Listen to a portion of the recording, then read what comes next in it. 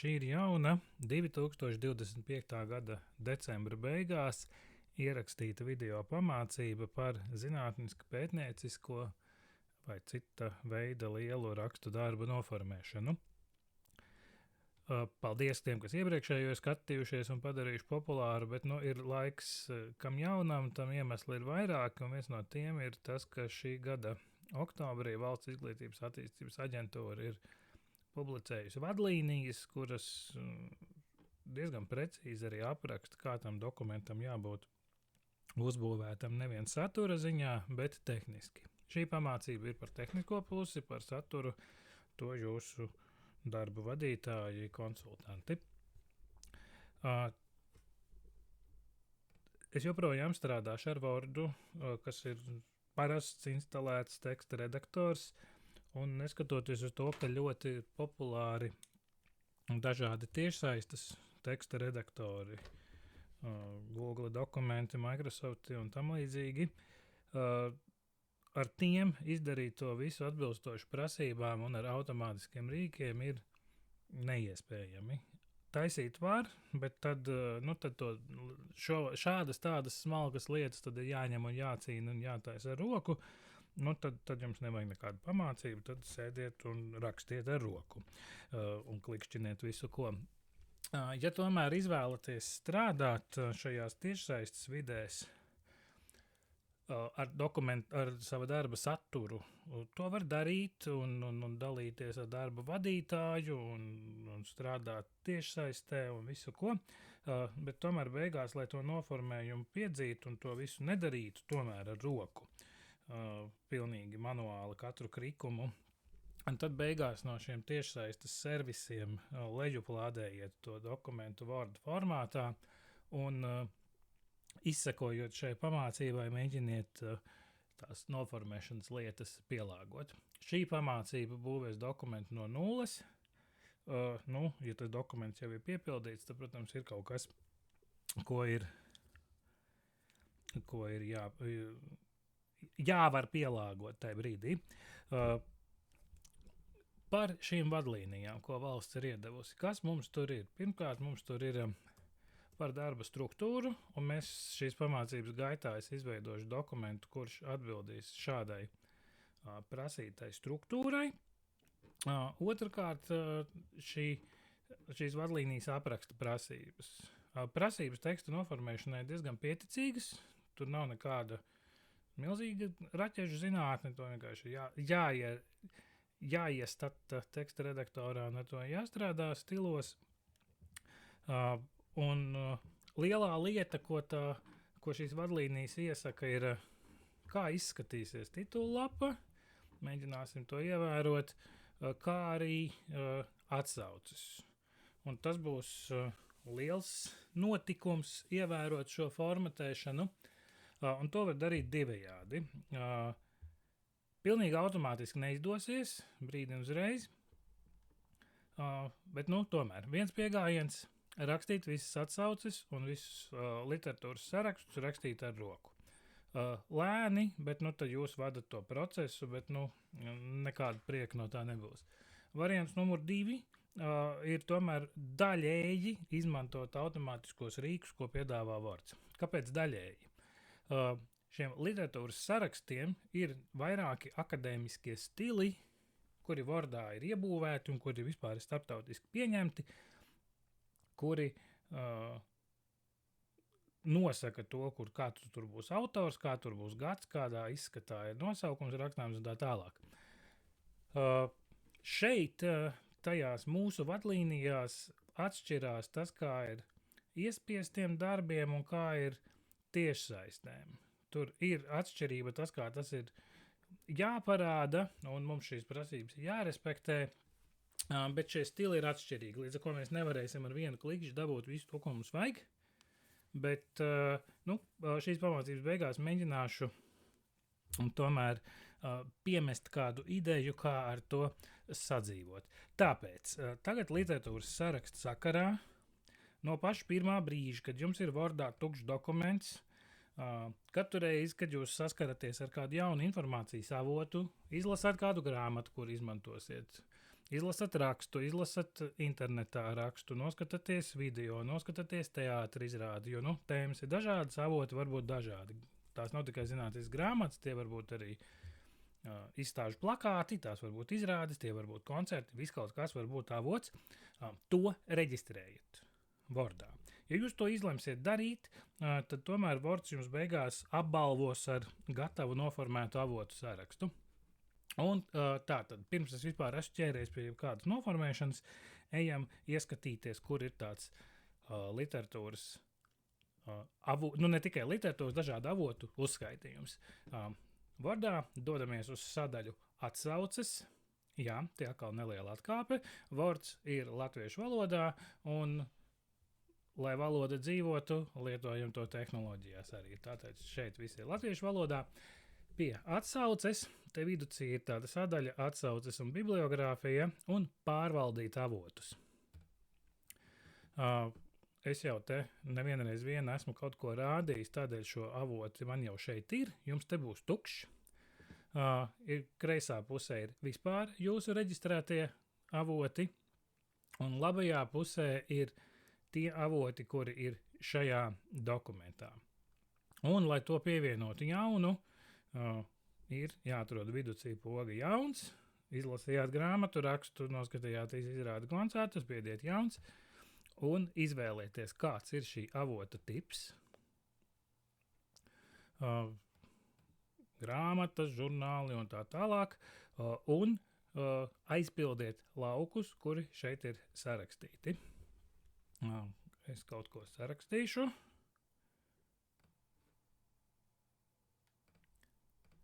Esmu sarakstījis, datus, ko pa grāmatu varēja atrast, spiežu labi, un reko viņu pievienojas manā sarakstā. Es vēl pievienošu arī vismaz vienu interneta resursu.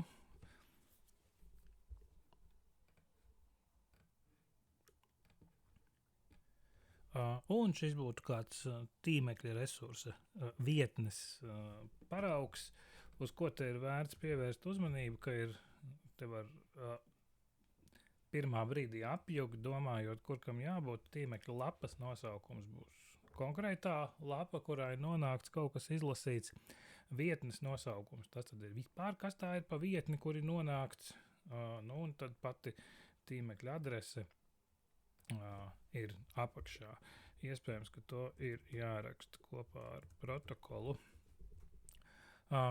Lūk, ir pievienots, lai man būtu vairāk, es pielikšu kaut ko arī no tām savām iepriekš taisītajiem paraugiem, lai man beigās ir kaut kas nedaudz plašāks.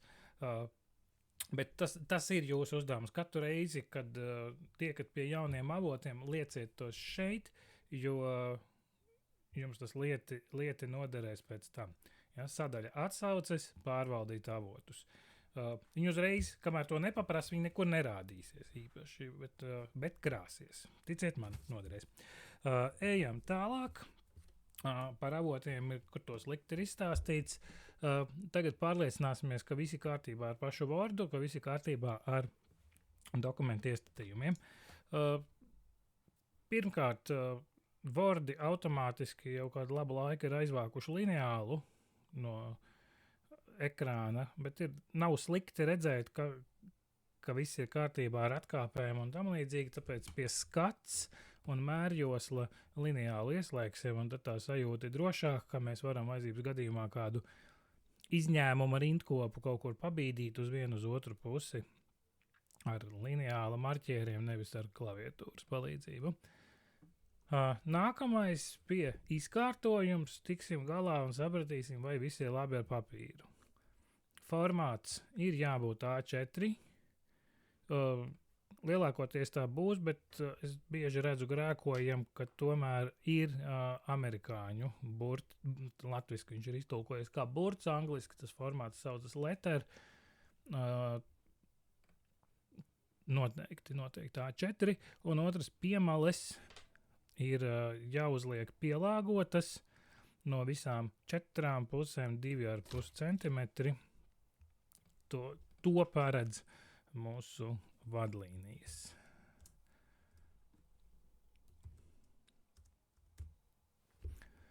iesienmalu pa nullēm paliek.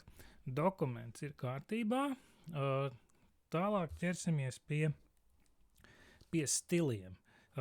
Kam ir vajadzīgi stili? Stili ir vajadzīgi, lai jūsu visi virsraksti dokumentā būtu vienādi, lai viss teksts, kurš ir jūsu pamata teksts, visā dokumentā ir vienā izskatā, un jums par to nav katru reizi, katram teksta gabaliņam kaut ko atsevišķi jāformatē, mainot fontus, izmērus vai vēl ko citu. Tādēļ no sākuma sagatavosim dažus stilus. Tie ir iebūvēti Wordā šeit, un pirmais, ko mēs pielāgosim, ir parastais stils. Labais klikšķis uz tā, modificēt un aiziet. Fonts joprojām tiek prasīts Times New Roman, izmērs ir 12, krāsu un šos rekninājumus neaiztiekam. Līdzināts ir gar abām malām, un šeit viss. Šeit viss, bet mēs iesim nedaudz vēl pielāgot, jo te ir liekas lietas, kuras ir jānovāc nost. Tālāk spiežam apakšā formatēt rindkopa. Un parastajam tekstam mums pirmkārt nevajag nekādas liekas atstarpes. Šeit, šajā sadaļā saliekam pirms un pēc nulle. Rindstarpa nav vajadzīga, ne palielināta, ne samazināta, tātad viena. Un parastajam tekstam ir rindkopa pirmo rindiņu atkāpes jāuzliek. Un tās ir šeit pie īpašās pirmā rindiņā 1,5.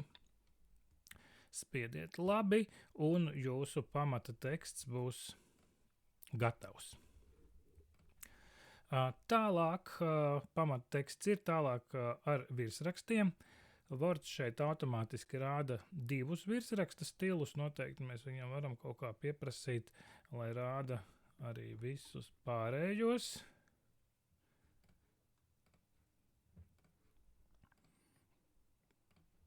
Jā, tātad visus pārējos stilus jums vajadzēs virsraksts 3 arī uzspiežam opcijas un izvēlamies, ka atlasiet rādāmos stilus nevis ieteicamos, bet visus. Tas saraksts kļūst briesmīgi garš, bet tad mēs visu arī varam pielāgot. Tātad, virsraksts 1, jūs to obligāti lietosiet visos savos dokumenta lielajos nodaļu virsrakstos. Labais klikšķis, modificēt.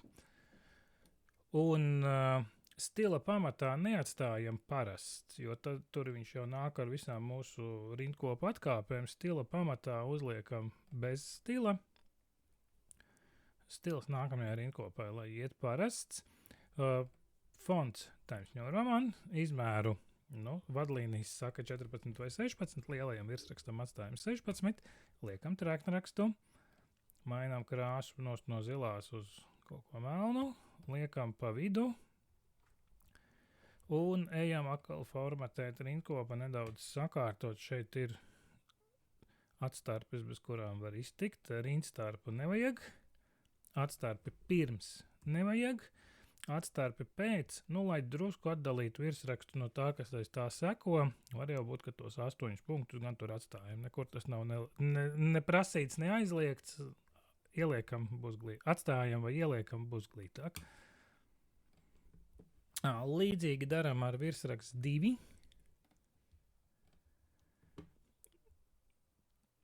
Nosaukums paliek, stila pamatā, lai ir bez stila. Times New Roman, tas ir mazāks virsraksts, to varam likt 14. Treknrakstu liekam, automātiski liekam. Droši vien var pie malas, var pa vidu, likšu pa vidu, un atkal pie formatēt rindkopa pavākšu nost liekas atkāpes, atstarpes. Atkal pēc var drusku kaut ko atstāt. Rindstarpa nav. Stili gatavi. Vismaz divi virsraksti un pamatteksts. Ja jūs zinat, ka jūsu dokumentā būs dikti smalks dalījums pa apakšnodaļām un ka jums varētu būt 3. līmeņa apakšnodaļas, tad jums vajag uztaisīt arī virsraksts 3 pēc šīs pašas pamācības, bet virsraksts 3 te vairs nerēgojas.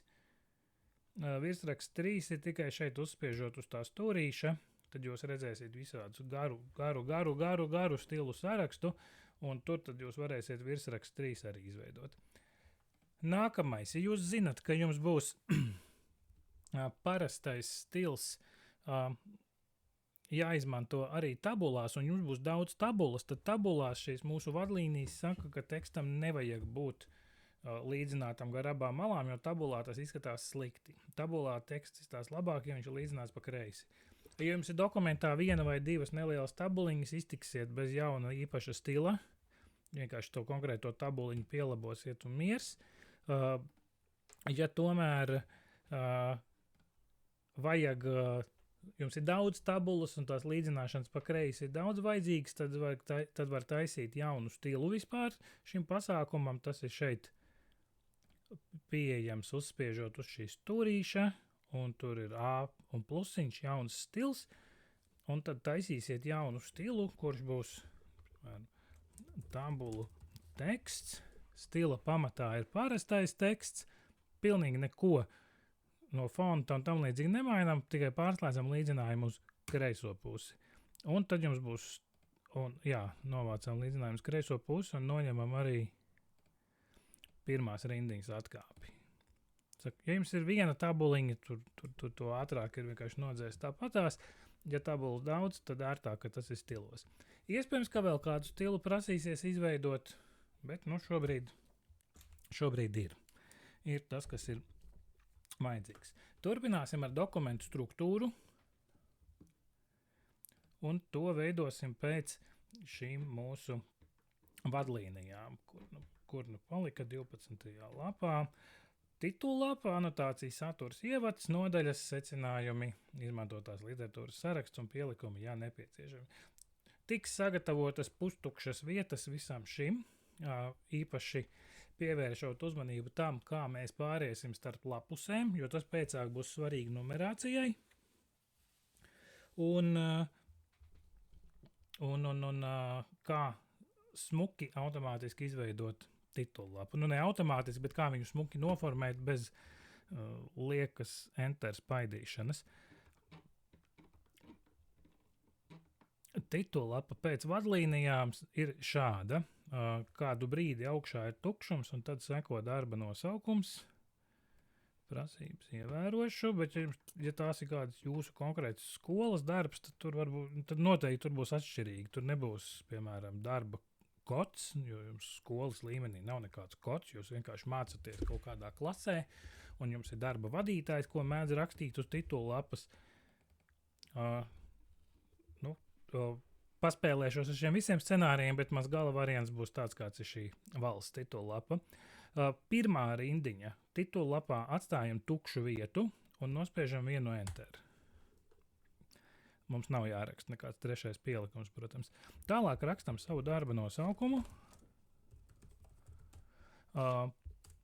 Aiz tā spiediet enter, un tad ir tas zinātniskās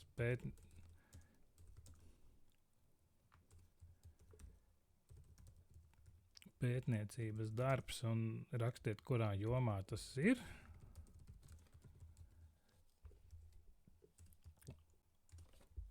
Un arī nākamā rindā enter, darba autora kods.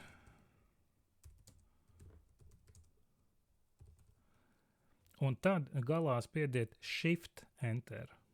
Shift enter. Un tas kods, ZPD, kaut kāds svarīgs kods. Kā teicu, ja jums ir jūsu skolas darbs, jums nebūs kods un nebūs vēl varbūt kaut kādas citas lietas, varbūt augšā būs jūsu skolas nosaukums un būs darba autora vārds un būs darba vadītājs varbūt, tad to, kam ir jāturās uz lapas fiziski kopā, tur spiediet shift enter uz klaviatūras. Turiet shift, spiediet enter. Jo tad pēc brīža, kad mēs to lapu sakārtosim vizuāli, šobrīd tas galīgi nepēc kā neizskatās, tad, kad mēs to lapu sakārtosim vizuāli, tad tas, kur būs nospiests shift enter, turēsies kopā, tas, kur būs nospiests enter, tas izkliedēsies pa visu lapu. tāpēc, ko nu saspiedu, to saspiedu. Apakšā vajag gada skaitli uzrakstīt. Šobrīd rakstīšu 26, jo tagad 25. gadā neviens vairs nekur neiesniegs. Titullapa gatava, izskatās ļoti pieticīgi, bet tā jābūt. Taisam nākamo lapu, bet šeit dokumenta sākumā ir ļoti svarīgi tas, kā jūs izveidosiet šīs nākamās lapas, un tās jums ir jātaisa kā sekciju tipa pārtraukumi, jo tām lapām būs savi nosacījumi par lapušu numerāciju, tāpēc parasts lapas pārtraukums nederēs, kur nu vēl kaut kāda daudzu enter taustiņu spiešana. Par to vispār aizmirstiet. Titullapa, klikšķis ir aiz gada skaitļa, nav jaunā lapā, aizies pārtraukums un sadaļu pārtraukums nākamā lapuse. Uzrakstiet, ka šeit jums būs anotācija, un jums tur būs anotācijas teksts, kuru jūs tur atbilstoši prasībām būsiet salikuši. Man šeit ir kaut kāds muļķību teksts, ko iekopēt, lai dokuments ir aizpildīts. Arī aiz anotācijas liekam sadaļu pārtraukumi nākamā lapuse. Šajā vietā būs satura rādītājs. Šobrīd es to uzrakstīju ar roku. Pēc tam tas nosaukums atnāks pats. Tur tad vai nu to, kas pats atnāks, izdzēsīsiet, vai šo ar roku uzrakstīto. Bet tagad, lai ir tāda pietura vieta. Aiz satura rādītāju dažus enter uzspiediet, lai pēcāk ir, kur ieklikšķināt peli. Jo satura rādītāju mēs ar roku netaisīsim, negribam. Atkal pārtraukumi, nākamā lapuse, un tālāk aiziet pats darbs, kur ir ievads, obligāti, ar kādu svarīgu tekstu.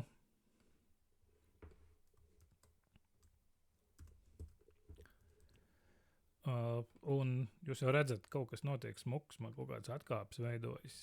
Tas pateicoties tam, ka tika izveidots stili sākumā.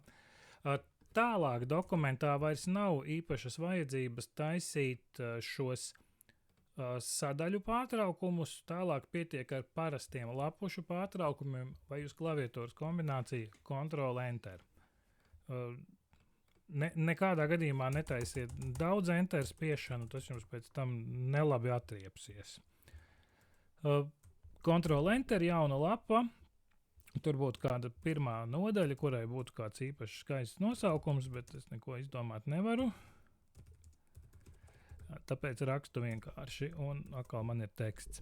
Ja jums vajag apakšnodaļas, taisiet, bet saskaņā ar vadlīnijām tām ir jābūt vismaz 1-2 lapušu katrai garumā. Tad pāris rindkopas nav apakšnodaļa, un ja ir viena, tad ir jābūt arī vismaz otrai. Es šo noteikumu par nodaļu garumu šobrīd pārkāpšu. Bet tas tāpēc, ka es vēlos demonstrēt šo visu pasākumu tehniski.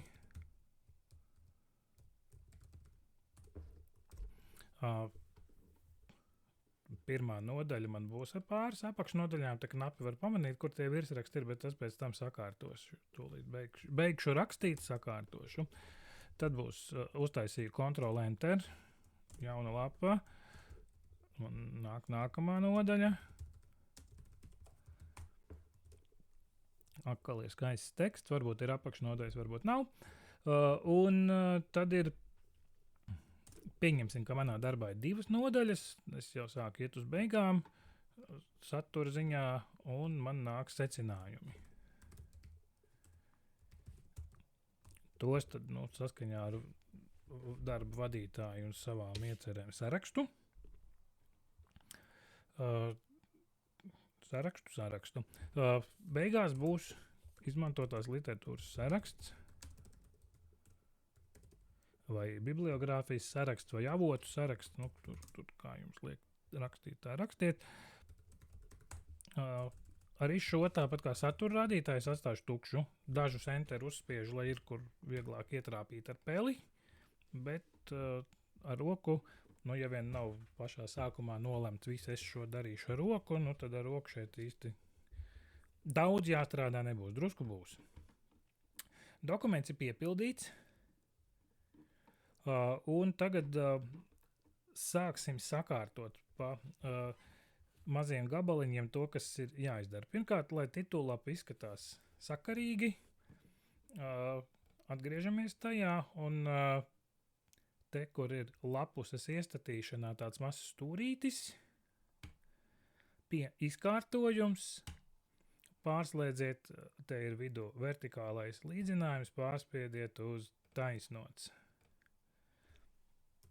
Paskat, titullapa jau pēc kaut kā sāk izskatīties. Vadlīnija paraugā darba nosaukums un tas, ka tas ir zinātniskās pētniecības darbs bija kopā. Es acīm redzot, tur esmu spiedis Enter, vajadzēja spiest Shift Enter. Nu, neko darīt, laboju, ieklikšķinu, nodzēšu un uzspiežu Shift Enter. Titullapai nav jāpaliek tādai pieticīgai mazai, titullapa var būt drusku prāvāku tekstu izmēru un izkārtojam tām atsevišķajām vietām līdzinājumus vienkārši kā ir vajadzīgs. Ja sekojam precīzi vadlīniju paraugam, skolas nosaukuma augšā nav. Tas bija mana variācija par tēmu. Ja jūs taisat savā skolā, tad jums tur uz vietas varbūt kaut ko paprasa citu.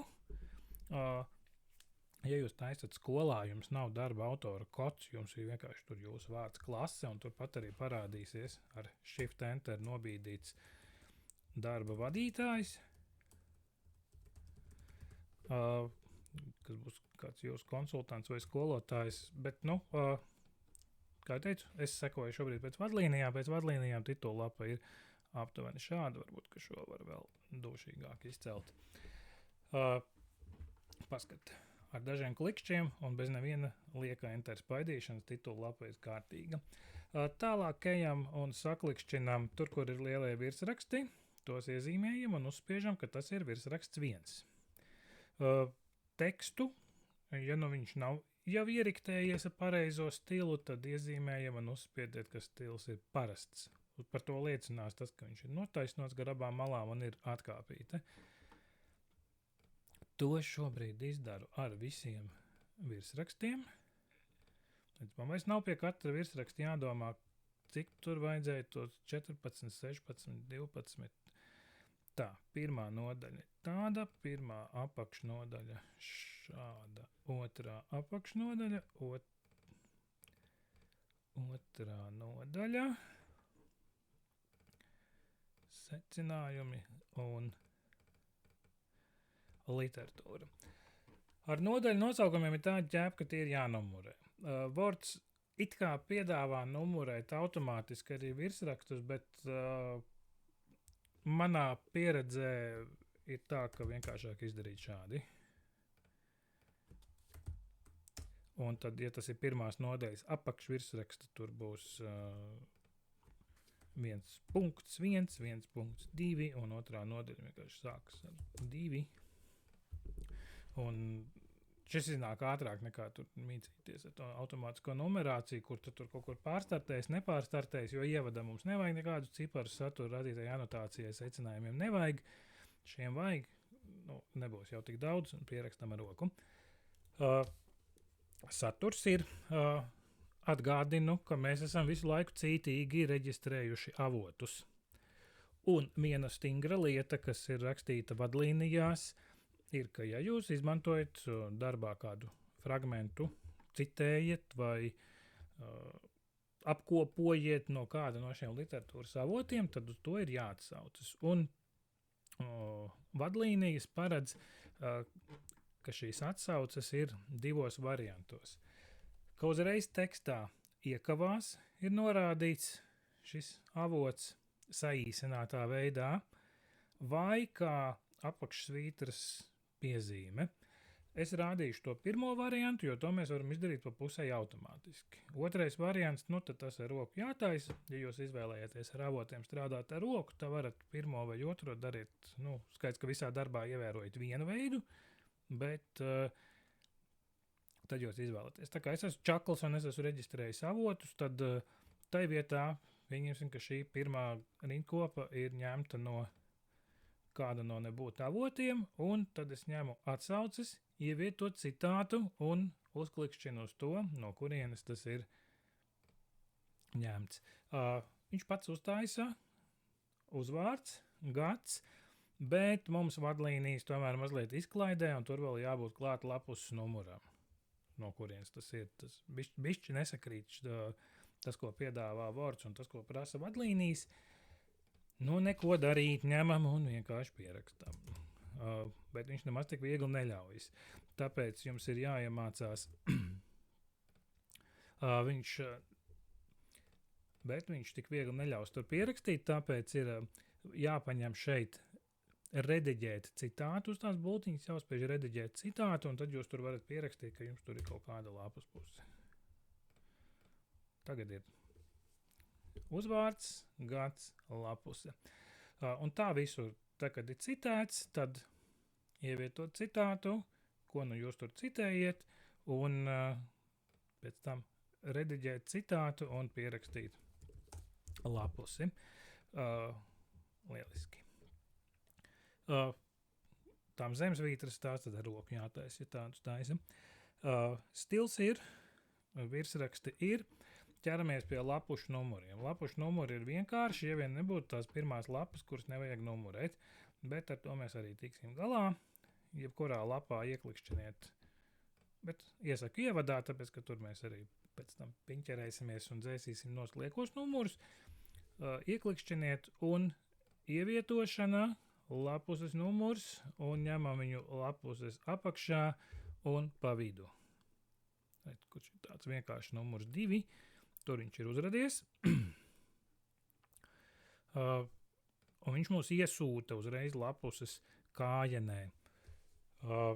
Ja jūs esat ievada lapā, tad šeit augšpusē skatāmies Worda rīkjoslā galvena kājeni, izslēdziet šo slēdzi saistīt ar iepriekšējo, ar to mēs viņus tur atkabinām, viņam sajūta, ka viņam ir jābūt kā nebūtu saistītam ar šīm iepriekšējām, un ritinam uz augšu uz to trešo tukšo lapu un dzēsiet ārā to numuru, kurš tur ir, un pārliecinieties tagad, pabrauciet līdz augšai, pārliecinieties, ka titula lapa, anotācijas satura radītājs ir bez numuriem un ievads, un visas nākamās lapas ir ar numuriem. Tā ir jābūt, tas ir labi. Pirms atvadīties no lapušu numuriem, es jūtu, ka viņš ir uztaisījies ar atkāpi. Tas šis ir brīdis, es vai nu pārspiežu to savu stilu bez atstarpiem, ja es tādu taisīju, vai vienkārši šeit uz lineāli to puļķīti pabīdu, lai tas lapus numurs tiešām ir lapas vidū, nevis kaut kur. Un, lai tiktu ārā no tās lapas apakšas, kaut kur tekstā dubult klikšķis un viss par lapu numuriem varat aizmirst. Tālāk, jūsu dokumentos noteikti būs, vai vismaz es ļoti pieņemu, ka būs kādas ilustrācijas vai tabulas, un ir jāvar pareizi aprakstīt un pareizi saskaitīt arī tās. Ielikšu šeit ilustrāciju. Vienā lapā saskaņā ar vadlīnijām nevajag vairāk kā 2 bildes likt, un ar ilustrācijām šajā gadījumā ir jāsaprot, ka ir gan bildītes, fotogrāfijas, schēmas, diagrammas, tie visi ir attēli, un attēliem ir vienota numerācija, un uz viņiem tad ir jāatsaucas arī tekstā. Ieliku attēlu, varu pielāgot ar aplaušanu, kā es tur to labāk redzu, kā viņš izkārtojas. Tur nav nekādu vadlīniju šai sakarā. Vadieties pēc kāda veselā saprāta. Ja tā ir plata diagramma, tad viņai nevajag vēl piestīvēt tekstu blakus. Tur neko vairs nevarēs saprast. Droši vien jau, ka šis nemaz nav slikti, ka viņš ir kā autonoma vienība pa visu lapu. Vajag parakstu. Labais klikšķis uz attēla, ievietot parakstu. Un ir tā, automātiski jūs tur ieraudzīsiet šādu skatu, kad tā ir ilustrācija 1. Words ir latviskots, bet ne tik labi, lai ievērotu mūsu rakstību latviešu valodā, ka šeit nav rakstīts pirmā ilustrācija. Šeit ir ilustrācija 1 no angliskā picture 1. Te neko ļoti izglābt nevar, bet mēs varam izmantot Worda iespēju neiekļaut etiķeti parakstā, liekam to ķeksi, un tad tur paliek tikai numuriņš, un mēs ar roku pierakstam gan to punktu, lai tas būtu kārtas skaitlis, gan kad pirmais attēls un attēla nosaukums. Spiežu labi, tad viņš tur uzradās. Jūsu pašu interesēs ir to attēlu uzreiz notēmēt tajā vietā, kur būs, jo tas paraksta rāmītis nav sasaistīts kopā ar pašu attēla rāmīti, un tur bīdīšana būs stipri nērta. Tāpēc labāk uzreiz, lai ir tur, kur ir. Vienā lapā nelieciet vairāk kā 2 bildes, un ja jūs ielikāt bildi, tad uz to bildi vajag arī kaut kur tekstā atsaukties.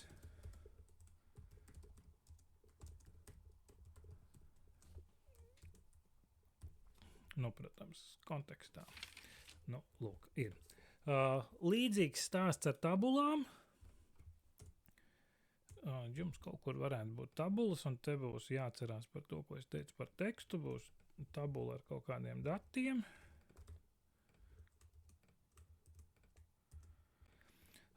Arī tabulai vajag pirmkārt nosaukumu, tāpēc tabulu visu ir jāiezīmē. Labais klikšķis, ievietot parakstu, un pārslēdzam kategoriju no ilustrācijas uz tabulu. Ja būs tas etiķetes rādīšana, tad tas nejēdzīgais latviskojums ir tieši tāds pats, tabula 1, tāpēc mēs neiekļaujam etiķeti parakstā un rakstām pirmā tabula un tās nosaukumu. Un tabulām virsrakstiņi virsū. Tas tur bija jāievēro tajā vietā, ievietojot parakstu virs objekta ir tabula virsraksti. Tad, kad liksiet otro attēlu, viņš pats turpinās numerāciju no 2, liksiet otro tabulu, viņš turpinās numerāciju no 2. Atgādinu, tabulās teksta stils ir vai nu padzēsīsiet nost ar lineālu pabīdot to atkāpīti, vai arī, ja uztaisījāt sākumā to bez atstārpes stilu tabulām, tad lietojiet to, jo, ja tabulā būs pagarāks teksts, tad, ja tas ir līdzināts gar abām malām, viņš mēdz izskatīties diezgan briesmīgi, īpaši, ja tur ir kaut kādi gari vārdi. Tāpēc kreisās malas līdzinājums to var izglābt, un tur nav vajadzīgs pirmo rindu atkāpes. Tā, tas ir ar tabulām, un nu jau iet uz beigām. Ejam uz satura rādītāju, mēs esam cītīgi strādājuši, mums ir daudz nodaļas, un ejam uz satura rādītāju. Words mācēs atrast tās vietas, kur bija pateikts, kas ir virsraksts, un viņš viņus ieliks kā saturu. Ejam uz klikšķis satura rādītāju tukšajā lapā, atsauces, satura rādītājs. Nu, te vienkārši ir uz kādu no tiem pirmajiem 2 jāspiež un jāskatās, vai izskatās labi. Šis neizskatās labi. Ņemšu otro variantu. Tas izskatās krietni labāk. Parādās tas uzraksts 2 reizes. Vienreiz tas, ko es rakstīju ar roku, otrais tas, ko viņš ir atstiepis pats. Var dzēst arī iekšā tajā rāmī, var nodzēst to lieko nost. Ja pat daudz sadzēšu, tas spiež undo. Jūtu, ka ir kaut kāda nejēdzīga atkāpe, tas noteikti ir pateicoties tam, ka viņš viņu ir ielicis kā parasto. No tad uz lineāli to puļķi pastumļu apakaļ, lai viņš nekarājas tik jocīgi lapas vidū. Šitie arī tādi mazliet ērmīgi, bet pastrādājam ar tabulātoriem, te augšā kaut ko var pabīdīt, un tur jau sanāk. Bet re, kur ir balva, ka mums ir visi numeri ir automātiski, punktiņus salikt automātiski, nekas nav jāskaita. Ja jums izmainās tomēr vai vēl kaut ko pierakstīja klāt, un, piemēram, šī nodaļa aizbīdās uz priekšu, attiecīgi arī viss pārējais dokuments. Braucam uz saturu un atjaunināt tabulu. tikai lapušu numurus vai visu rādītāju. Ja es tikai pārbīdījās kaut kas, nemainoties vietām, nemainoties nosaukumiem, tad var mainīt tikai numurus. Ja ir jaunas nodaļas, jaunas apakšnodaļas, kaut kas ir dzēsts, likts, tad ir visu rādītāju. Nu, lūk, man sakārtoja. Tā ir viena automātika un balva par disciplinētu strādāšanu, un otra automātika un balva būs dokumenta beigās izmantotās literatūras saraksts. Lai ievietotu literatūras sarakstu no mūsu reģistrētajiem avotiem, dodamies uz sadaļu atsauces, un tagad paskatāmies uz stiliem šeit, atstājam APA. Tas būs vistuvākais tam, ja jums ir daudz drukātu avotu, grāmatas, žurnāli, raksti. Interneta avotiem nedaudz līdzīgāks, kā jau teicu, ir kāds no šiem ISO, bet arī līdzīgs, ne pilnīgi sakrītoši. Tātad klikšķinam bultiņu bibliogrāfija un izvēlamies tieši otro, tieši bibliogrāfija. Izvēlamies, kuram virsrakstam te pienāktos labāk palikt, izmantotās literatūras sarakstam vai bibliogrāfijai, abus nevajag. Un tad tālākais ir jādzīvo atbilstoši tam, kas jums ir vairāk. Grāmatas vai interneta avoti, jo, kā jau vairākārt minēju, precīzi tām prasībām šis saraksts neatbilst, nāksies pielabot. Vienkārši atkarīgs no tā, cik tā pielabošana liela. Šo ir jādara pašās beigās, kad jūs zinat, ka jums tie avoti vairs jauni klāt nenāks. Jūs nespiedīsiet vēl vienreiz pogu bibliogrāfija, lai kaut ko iegūtu jaunu, jo mēs viņu tūlīt ar pāris klikšķiem atvienosim no tās krātuves. Tagad viņš ir sasaistīts un dinamiski saistīts ar šo avotu sarakstu. Tagad ar nākamo taustiņu kombināciju šī sasaiste pazudīs, jo mums ir jāpielabo tam, kā prasa. Iezīmējam visu, un uz klaviatūras ir kombinācija Ctrl+6, vai, ja gribās sarežģītāk, Ctrl+Shift F9, Ctrl+6, un šī sasaiste ir pazudusi. Viss. Tagad jums atliek pierakstīt klāt to, kas ir prasīts. Grāmatām bija prasīts pierakstīt klāt, ka tur ir tik un tik lapuses.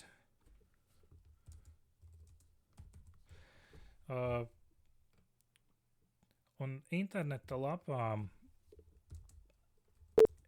grāmatām pierakstīt klāt, cik ir lapuses. Tīmekļa lapām tas aprakstīšanas veids atšķiras. Tur nederēs vienkārši kaut ko pierakstīt klāt. Tur ir jāpārbūvē tās apraksts uz to, ka tur vēl parādās tas, kad ir skatīts un vēl kas nu tāpēc piemēra ir dots. Nav cita varianta, kā to pārrakstīt vienkārši ar roku. Ja jums viņi ir daudz šie avoti, un jūs redzat, un tas man ir no interneta, un tas man no interneta, un tur tādi kopā tur ir 10, tad jūs varat darīt gudri un pasaukt palīgā mūsu draugu mākslīgo intelektu un paprasīt viņam aptuveni šādu uzvedni. Iemācīsim viņam piemēru.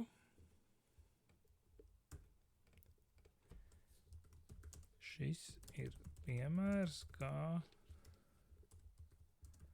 jāizskatās interneta avotiem sarakstā. Un tagad paņemam no sava Word dokumenta tos, kas būtu mani avoti, piemēram šis. Nē, šitie abi divi ir interneti. Man es to datumu redzu. Šeit nevajadzēja lapas. Es atvainojos par tādu jaukšanos.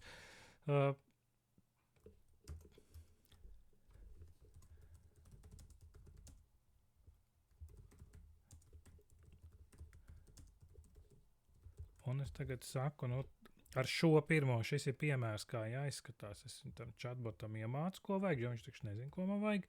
Un pārveido šos avotus atbilstoši paraugam, ielieku savus. Nu, viņš tur kaut ko centīsies.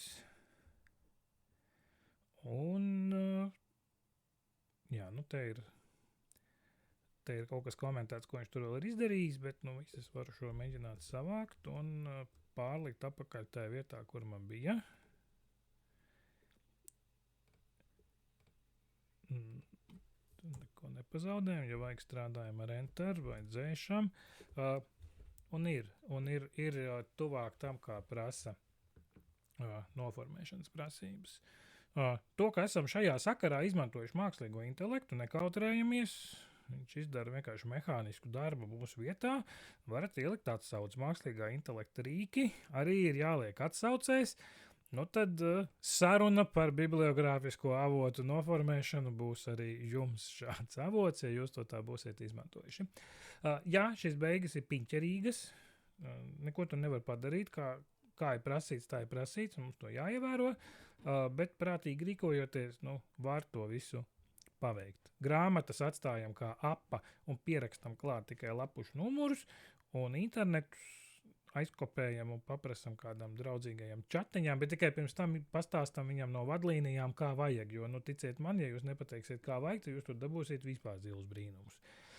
Arī pēc tam, kad ir nokopēts, pārliecinieties, ka kaut kas nav sabojāts. Kaut kas nav safantazēts lieki. Viņš uz to ir diezgan mudīgs. Arī tad, ja it kā dati bija doti, viss būs kārtībā, viņš varēs arī sabojāt tāpat. Nu, lūk, dokuments ir gatavs. Viss, viņu atliek rūpīgi saglabāt. Un, kad ir prasīts iesniedziet PDF formātā. Saglabājot dokumentus, nesūtiet viņus, kad vairs nav jārediģē, bet uz iesniegšanu saglabājiet kā PDF-us, tad būs labāk. Tā ir prasīts, tā vajag, tā ir droši jums, jūsu darbam. Paldies par uzmanību, lai izdodas!